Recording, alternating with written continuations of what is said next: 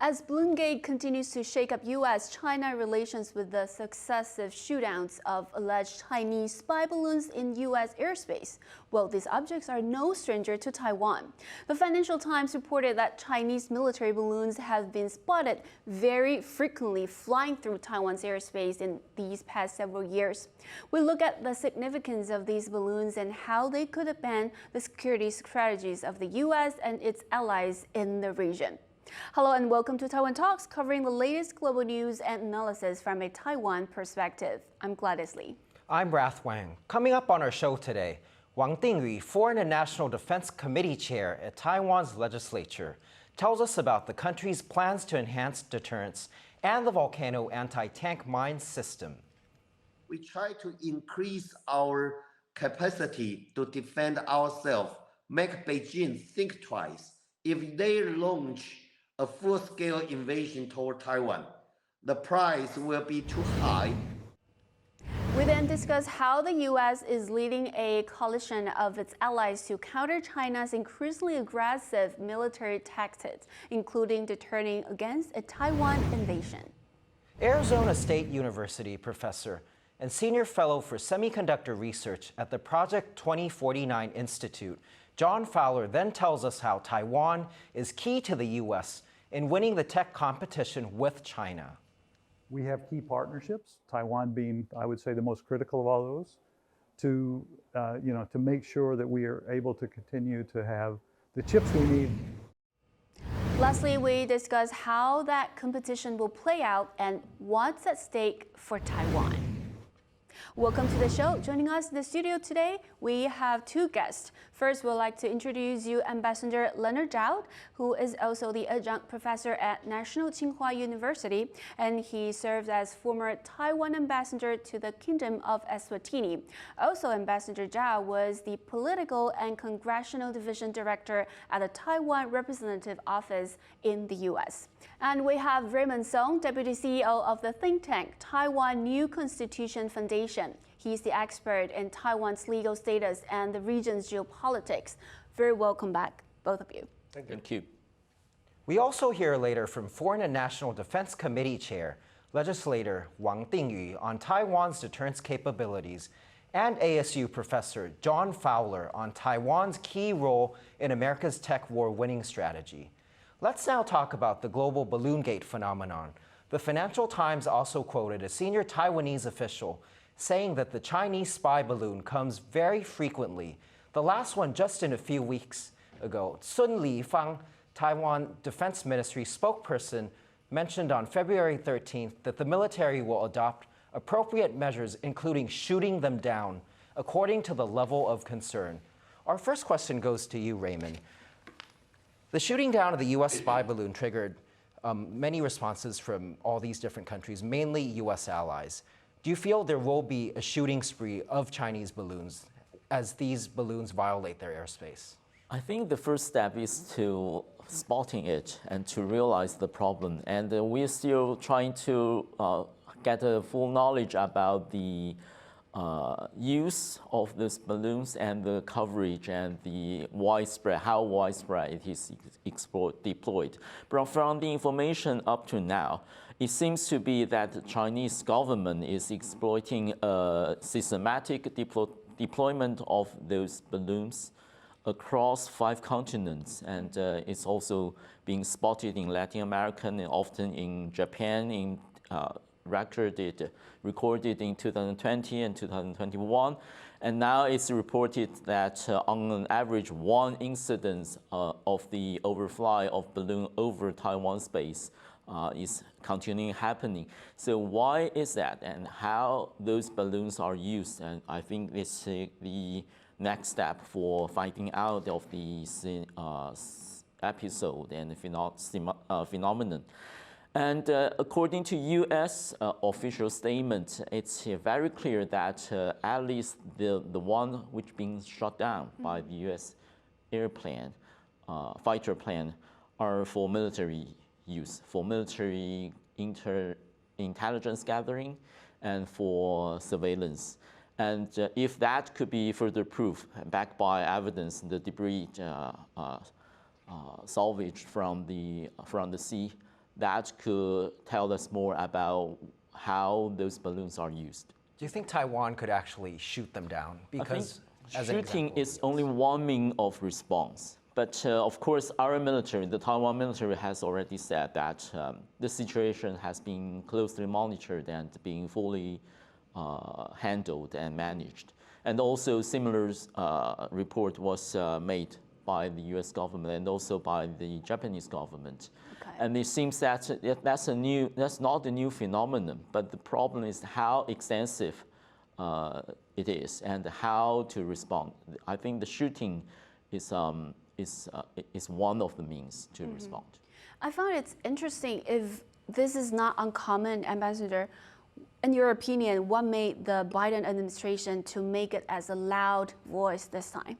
Different purpose or the timing before Blinken made his trip to China? This balloon drama, if I may put Right. it this way, if not a saga, just like the balloon's nature, it was first discovered by Montana resident Right. a couple weeks ago. And then I was told that the U.S. administration, for the first couple of days, they tried to have this incident cover up. Yeah. Because they don't want to have this stand in the way of the Blinken's pre-scheduled visit to Beijing. But time went by, then the news was released. And some of the congressmen, they tried to review this news. And all the development later on, we have seen that the still, literally speaking, just like where the balloon is, still up in the air. Yeah. Okay, so far we don't know what is really involved. And then the Biden administration, they had to address the congressional concern, as well as the media concern about the Chinese unfriendly, if not a kind of hostile behavior against the U.S. security. We have to do something about it. How can you administration keep silent? So Biden administration was forced to have a first reaction, repercussion. I think that is Blinken's announcement. Blinken's pre-scheduled visit has to be postponed. Right. That's the first reaction. And then we found out later on some more balloons have been discovered. And then the Taiwan, this news were released by our senior, so-called senior official. I don't know who he is. Okay, so they try to get this incident dramatized. Okay. But now we can see that the most recent development is that the U.S. administration trying to tone down the impact of this balloon drama. Okay, and then I think in the State of the Union, President Biden announced very clearly that there's nothing to do with the U.S. China relations. It's not going to change anyway. Okay, anyhow for the region. And then the Clinton's visit still had to be a talk about. We plan maybe some future visit. So I think that in this drama, we have to keep watching what's going on. And the United States, I used to cover both, the Congress and administration when I was in Washington back in 1990s. The government nature, the government structure of the United States, the executive branch, and then the Congress. And that was the time I covered so-called the both ends of Pennsylvania Avenue. Okay. But in terms of the foreign policy making and the foreign policy execution of the United States, particularly vis-a-vis China or Taiwan, I think the major role has been played and will be played by the executive branch, not the legislative branch, right. Congress. But so far, I found a little uncomfortable that is, or misleading that so far the U.S. congressmen or senators' words, although as a minor player of the foreign policy execution, but they have been predominating the media coverage of Taiwan.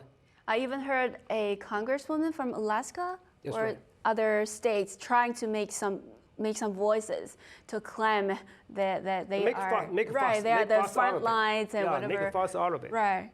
We have to be careful. How about the response from China? How would you say this time they are actually have their spokesperson coming out to say something right this time? Yeah, of course the U.S. government has its public opinion to to respond to repeat, Right. to appease.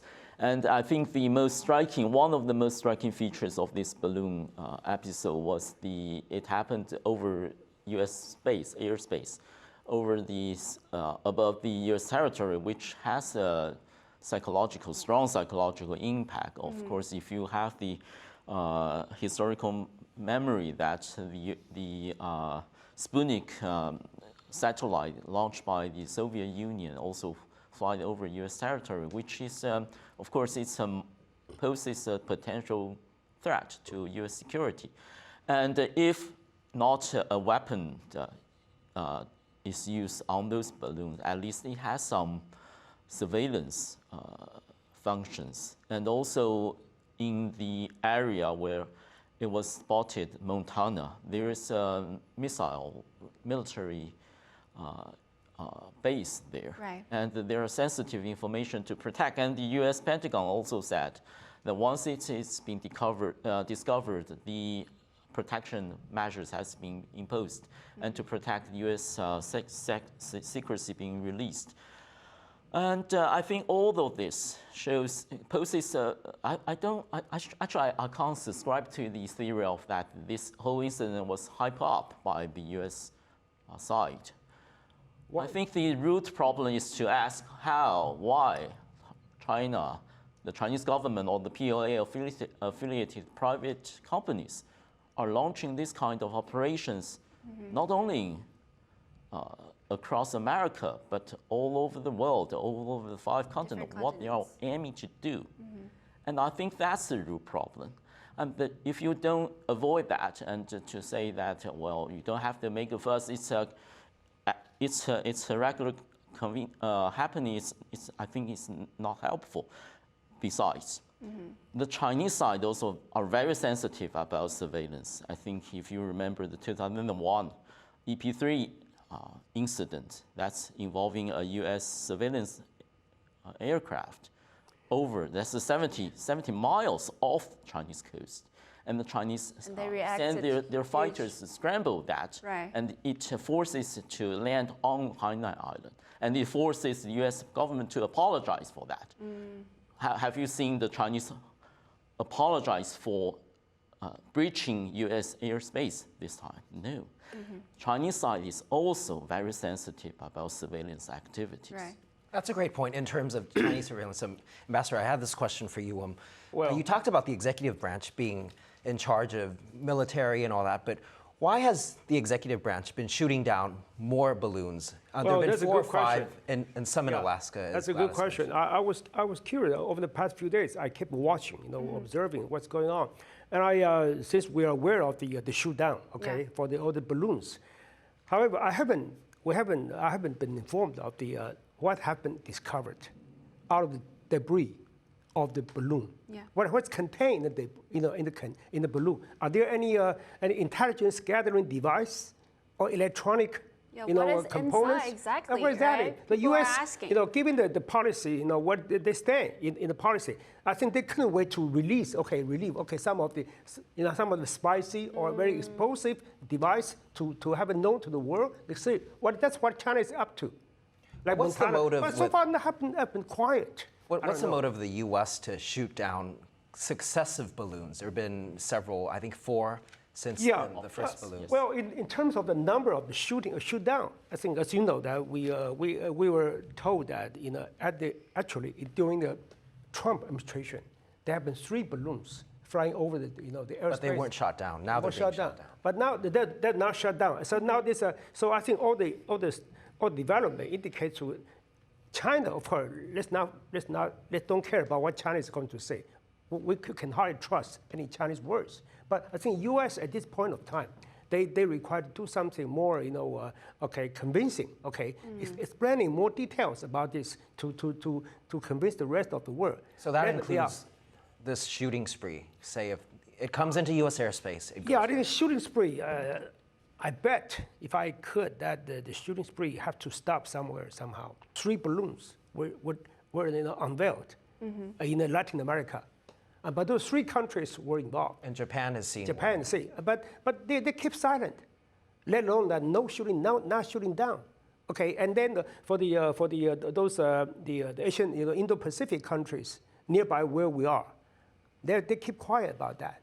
So I think in this context, we had to, although we are warm-hearted, okay, we keep, excited about that. The Chinese, kind of trigger-happy belligerence against the U.S. and indirectly, vis-a-vis Taiwan. We have every reason to be concerned about that. Yes. But I think we could be warm-hearted. We could get excited. But don't forget, we had to be cool-headed. We had to be calm, to be reasonable, to see what's going on, what's involved. Okay, I think there's something going on behind the scene. I still keep watching. We'll come back to talk about the role of Taiwan for this topic. So we just spoke about how Chinese balloons have long been unwelcome visitors to Taiwanese skies and, of course, the skies around the world, and rising tensions between China and the U.S. Coming up next, we'll hear from legislator Wang on how the country is enhancing its deterrence capabilities. Let's now hear from legislator Wang Dingyu. Wang is from the ruling Democratic Progressive Party and is the current chair of the legislature's Foreign and National Defense Committee. The legislator spoke to me about the volcano anti-tank mine system Taiwan is procuring and how making China think twice should be the top priority. Let's take a look. The volcano mine dispensing system is very important item we try to procure to establish our asymmetric defense capability. The item Taiwan try to procure is anti-tank mine dispensing system, not anti-personnel. It's not the same mine you imagine in your mind, like World War II or in Vietnam War. It's not like that. It's a big one, and the only using to against amphibious boat and tank. It can be dispensed very fast. So this only be used in some certain coastline when China PLA try to using amphibious capability to land Taiwan. There are only 14 coasts suitable to launch amphibious attack. So there is a word to describe when Taiwan using this. When China start organize their invasion toward Taiwan. Can you talk about why the volcano defense system is important for Taiwan? When China try to attack Taiwan, they are using their boat to transport their Marines, their soldiers, China soldiers, to across the Taiwan Strait. It takes hours. So at that moment, it's a perfect moment to dispense this volcano mine in some certain area suitable for amphibious landing. So it won't make Taiwan a mine island in peacetime. It's a amphibious, it is an asymmetric capability to against the huge amount of China, their amphibious boat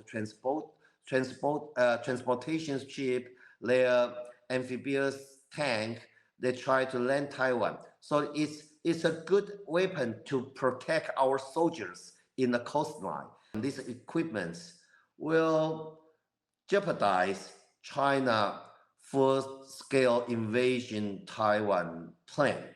This is a good item we need. In the world, there are only 3 countries have this system: United States, Korea, and Taiwan. China, they put a lot of national defense budget resources, try to establish their amphibious capacity, and they are using their transportation system. They have military exercise, try to transport their tank personnel to Taiwan to land our coastline. So Taiwan and Korea, we are facing very similar threat. So this system is quite useful to establish defense line, slow down enemies' tank threat in very short time. So this is just a response to the increasing Chinese military threat. Yeah, Chinese try to annex Taiwan more than 50 years.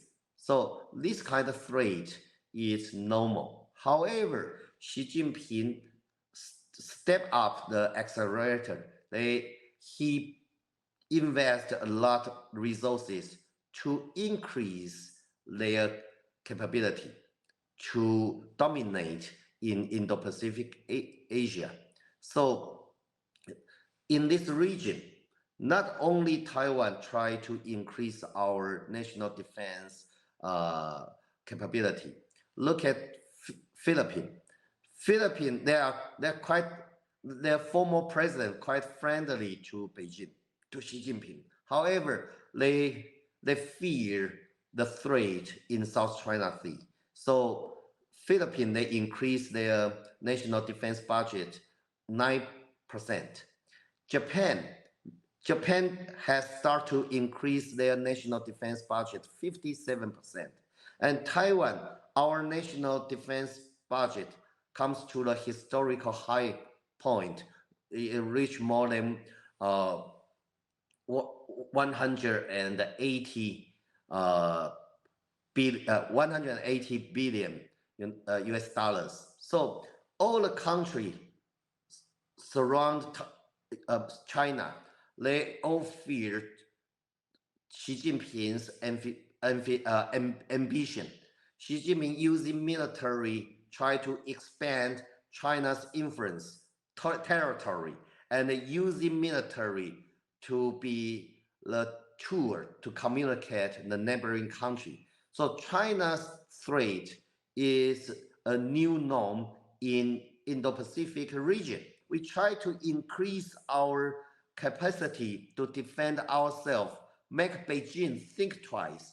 If they launch a full-scale invasion toward Taiwan, the price will be too high, they cannot afford it, and they are going to fail. And this consequence will jeopardize Xi Jinping's position in China. You just heard from legislator Wang speak to Rath about the importance of making leaders in Beijing think twice before considering an invasion of Taiwan. So Raymond, we want to keep talking about how would Taiwan, the role to balance in the two superpowers. How would you think about that after the balloon shooting incident? Of course, the Taiwan defense is the focus of the Indo-Pacific security nowadays. And of course, Chinese intention to take Taiwan under its control, right. No matter through what means, including military means. And it's very obvious for every country in the world. As Congressman Wang just mentioned, the Philippines is also on high alert now. And the proposal is made to sign a trilateral security treaty with Japan and United States. And of course, Taiwan being a focus of the Indo-Pacific security, the primary responsibility lays with Taiwan ourselves. Now we need to strengthen our capacity to defend ourselves. Of course, also Congressman made very clear that the volcano system is only one tools to enhance our own deterrence capabilities, to make Taiwan capable to defend, to have this anti-tank system to tear off, drive off the landing of Chinese tank on our beach, to prevent Chinese PLA army to establish a bridgehead over Taiwan's coast, which is necessary. And of course, this system is inexpensive, mobile, and relatively easy to deploy. So it was considered as an effective tool to enhance our capabilities. But beyond that, there's on the strategic level, there are several other works in parallel is going on. Firstly, is the strengthening of the airline defense for Taiwan, including the strengthening of the U.S.-Japan military alliance and the military posture posed by both countries to have a volatile, mobile forces deployed around Taiwan's island, and the increased preparedness for the U.S. troops, including in Japanese bases, to respond to a Taiwan contingency. So you mean even for civil airlines to get ready, to get prepared? I think I'm mainly referring to military preparation. And also for the defense of Taiwan itself. And the U.S. strategic papers made very clear that a forward-looking strategy was adopted, including thinking about whether to install stockpiles for necessary ammunition and resources on Taiwan Island before the threat being heightened, and also the protection of key strategic sites by no matter Taiwan's air and naval forces, and also assisted by our allies. I think that's the overall strengthening of the deterrence capability of Taiwan, which of course, as Congress Wang just said, it's the main purpose not to provoke war. It's to show the world and to show Chinese leader Xi Jinping that the Taiwanese people are well prepared, and it will impose a high cost if they dare to invade Taiwan. True. How would you say the government communicate with the people here in Taiwan, Ambassador, in your opinion? Do they do it well?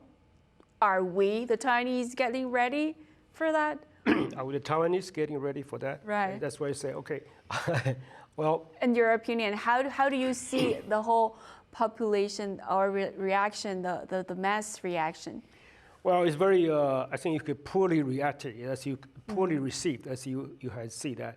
Well, I had to mention one background, talking about the arms sales between the U.S. and Taiwan.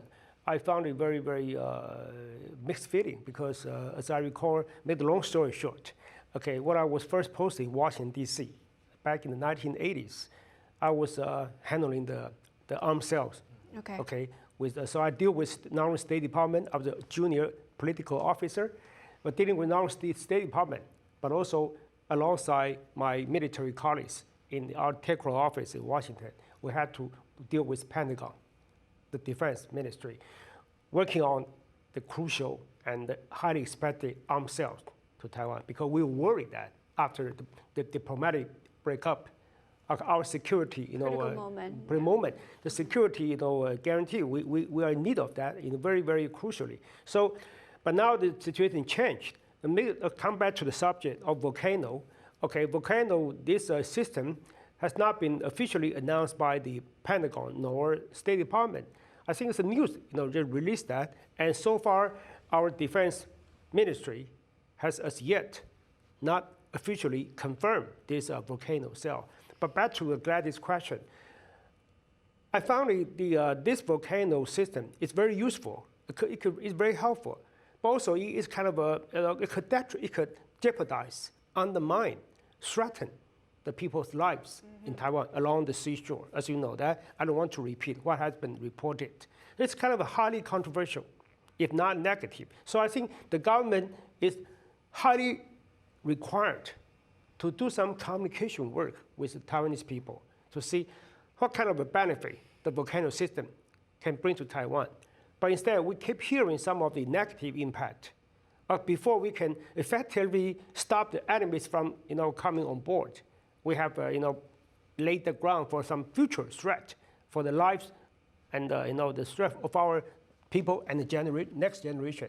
That requires some better communication, indeed. But so far, unfortunately, and regrettably, I haven't seen, if I might be wrong, I haven't seen any effective, any convincing communication talk from the government concerned. Communication is definitely important, but of course. Yeah, I want to ask you, Raymond, as Wang Dingyu, the legislator, mentioned that it's different from what we see in the Vietnam War, World War II, that it will not harm civilians. If you could talk a bit about the opposing view. The volcano system mine can only be triggered by tanks. Cannot be triggered by human movements. So it doesn't pose any threat to humans' health and safety. And it's not a traditional mine. And also about political communication, I think if you remind, if I record, when the announcement of the restoration of the one-year military service was announced, the President Tsai Ing-wen has herself speak very clearly about the thinking behind the policy. I think that's a good communication. And of course, we encourage her to come out more, to say more about the Taiwan's defense preparation to our citizens, also about civil society responses. Of course, the official government side are always very prudent and reluctant to say more, but I think the news report convey the Chinese intention very clearly to Taiwanese people. And we know that after Hong Kong, of course, you witness what Chinese rule has brought to Hong Kong. I think the political aim that taking back Taiwan, taking Taiwan over, was a very clear objective also. So we see the voluntary initiatives initiated by Taiwan civil society, including Kuma's Academy. Right. We participated, I think, Taiwanese citizens all across the age groups, above from 15-year-old to 70-year-old, no matter male or female, participate in the training program to acquire necessary information and training, basic training, about how to protect ourselves in case of emergency, how to seek shelters, and how to detect information warfare, and what's the general picture of modern warfare is like. Similar to so what that's Ukraine totally civil responses. That's totally grassroots and organized by our own citizens, this unofficial. So I think no matter our political leader is capable or yet to be perfectly capable to communicate to their citizens, I think Taiwanese are very clear that we are intended to defend ourselves. Just like with Ukraine post-Crimea.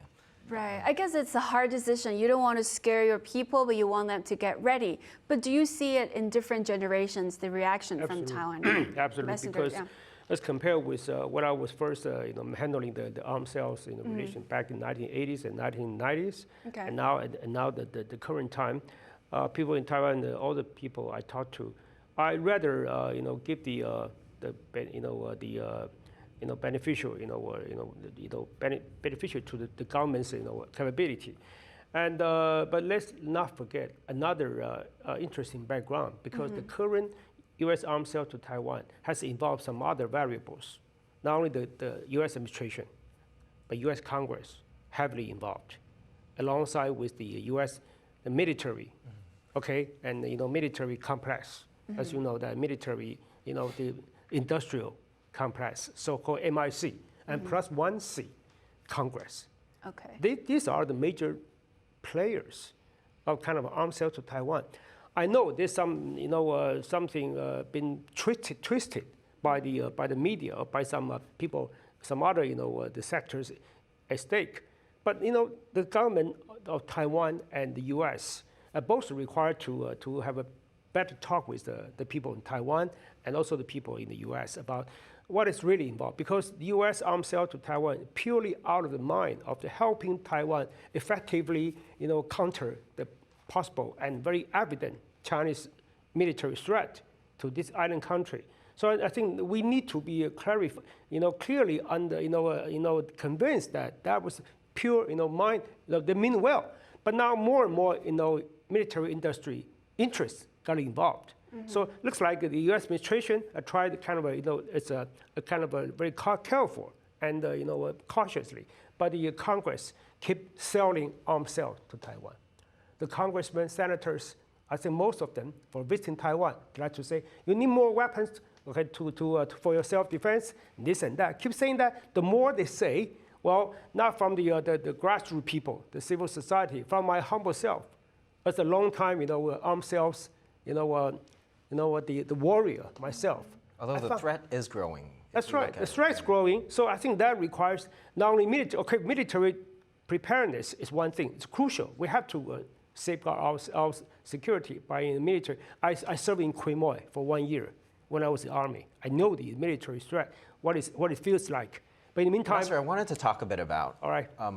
the Philippines, because apart from the volcano systems that we're discussing, Yeah. there have been recent They're news all with involved. the laser and how Marcos Jr. went over to China to meet with Xi Jinping, but shortly after he came back, there's still disputes with China, and in spite of that, there's also increased military, from the U.S. in terms of building more. Yeah. Out of the U.S. How do you see that in terms of? 100% out of the U.S. interest. Although it's to protect Taiwan because of the That's increasing right. Okay, threat from China. Okay, but they're trying to stop China from more occupying the so-called the first island chain of this area. So they're using more. I think they add up 4 military bases in the Philippines. Okay, that's a recent development. Which is very close to Taiwan. Taiwan, I think, for the purpose of better safeguarding Taiwan's security. I think that's but the U.S. is trying to expand their influence, the sphere of influence. Obviously, Although you do find it beneficial we for find Taiwan. it benefit to Taiwan. Of course, we like that. We welcome them. Undoubtedly, we welcome that. Okay, and I think the Philippines.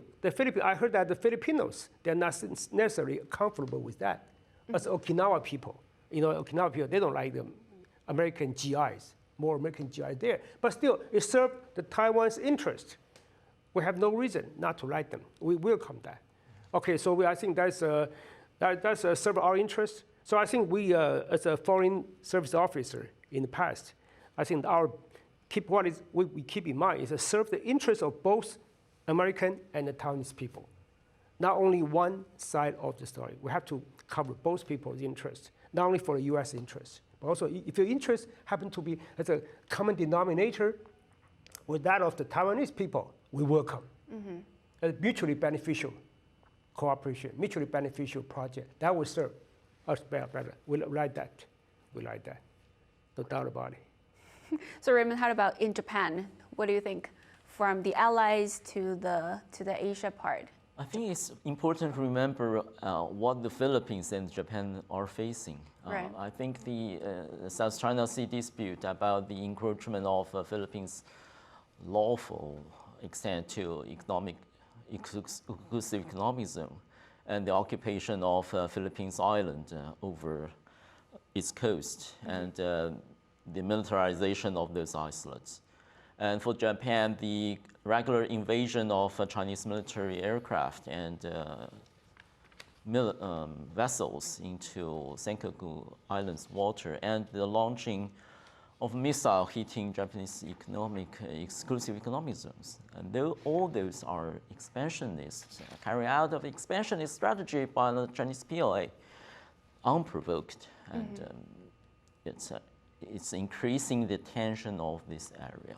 So I think it's very helpful to finding the root cause of the problem. And also on the selling American military arms sales to Taiwan, I think in current defense language, it's far beyond that. It's far beyond that. If you look at the NDA 2023, it's about strengthening Taiwan's capability to defend itself, including the more closer scrutinizing of how Taiwan prepare for the eventuality. And there's and also about the development of the asymmetric strategy. Which is not the case, if the U.S. government and its military capacities, affiliations, companies are intended to selling more weapons and more expensive weapons to Taiwan, they won't adopt this strategy of enhancing the asymmetric strategy of Taiwanese people, which means that we'll sell Taiwan, provide Taiwan, and not to mention to provide military assistance and loans for less expensive, more mobile, and numerous weapon systems. So it's not about arms sales. It's not about U.S. interest in selling more arms and more expensive equipment to Taiwan. It's whatever. It's not the case. Okay, so we'll come back to talk more about will the Balloongate become trade war in the future, let's say? Okay, so we just discussed how U.S. allies from Japan and to the Philippines are boosting their defenses to counter China's increased aggression and a potential Taiwan contingency. Coming up next, we hear from U.S. chip supply chain expert Professor John Fowler on Taiwan's key role in the U.S. winning strategy over the tech war with China. Let's now hear from John Fowler. As Professor of Supply Chain Management at Arizona State University and Senior Fellow for Semiconductor Research at the Project 2049 Institute, Fowler spoke to me during his trip to Taiwan about the key role the country plays in the U.S. China tech competition as the U.S. decouples key advanced tech supply chains from China. Let's take a look. The ecosystem, the semiconductor ecosystem is really vast. It's geographically dispersed around the world. There's 6 or 7 main countries that are really, players in this space, but they're all interconnected. And so you really can't separate any one piece from it completely. So there is some desire by some in the U.S. to bring everything in the semiconductor industry back to U.S. soil. That's not really very realistic. So that's one of the purposes of the report is so we have key partnerships, Taiwan being, I would say, the most critical of all those, to make sure that we are able to continue to have the chips we need both for all the consumer devices, all the different industrial devices that we need, as well as those for our defense systems. Does the U.S. CHIPS Act and other bans complicate things for American companies? I think that the CHIPS Act is actually will enable more countries to get involved. So I think, TSMC coming, I think, probably wouldn't have happened without something like the CHIPS Act. Would have been certainly at least more difficult. Not only TSMC, but the other companies that were going to come along at the same time to support that. I think that's really important. If you think back on the automobile industry from the U.S. perspective many years ago, there was this concern about all the Japanese, for instance, companies. Well, now Japanese and German companies make cars, but they make them in the U.S. All right, so that provides the jobs that really many of the politicians that supported this act were in favor. Were really wanting to bring jobs back. Dr. Fowler, how successfully can the U.S. decouple from China? I think that's going to be a challenge, but I certainly think that it. At the more advanced nodes, certainly, China's not there and probably is not going to be there for quite some time, if ever. And so it would be very difficult to dislodge from them immediately. Over time, I'm not sure that. I guess that could happen. Dr. Fowler, can you talk a bit about the changing trends in Taiwan and the U.S. and their respective semiconductor industries? I think Taiwan has such strength in the manufacturing side, both for wafer fabs and assembly and test, as well as gaining strength in terms of equipment and materials. And I think the U.S. is kind of waking up and realized that the industry, the manufacturing pieces had already mostly gone away. And so if not careful, the design pieces will go away, where the U.S. still has major strength. And so I think I think, and maybe this is wishful thinking, but I think that both countries are starting to realize at least, the importance of the partnership there and the global ecosystem. Do you feel Taiwan can continue to manufacture or even expand its manufacturing capabilities? Over almost 2/3 of the contract manufacturing on the wafer fab side. I don't see that really changing. Part of it you have to decide is how are you going to count something like TSMC's fab in the U.S., right? Is that part of that 60% or not? Dr. Fowler, are there any areas where both countries, Taiwan and the U.S., need to tread carefully? The main cooperation needs to be, frankly, how to deal with China. I think that's the one that can get in the way, and I think that's some education on the part of some in the U.S. to make people realize how important that is, and not to provoke China. is really a key area. So I think there has to be very strategic, high-level discussions between the two countries to make sure that all of those risks are minimized. Dr. Fowler, how optimistic do you find American firms navigating the U.S. China competition as it intensifies? But I think there's reason to be somewhat optimistic. So I think the renewed relationship, I think, between U.S. and Taiwan is actually extremely helpful in that.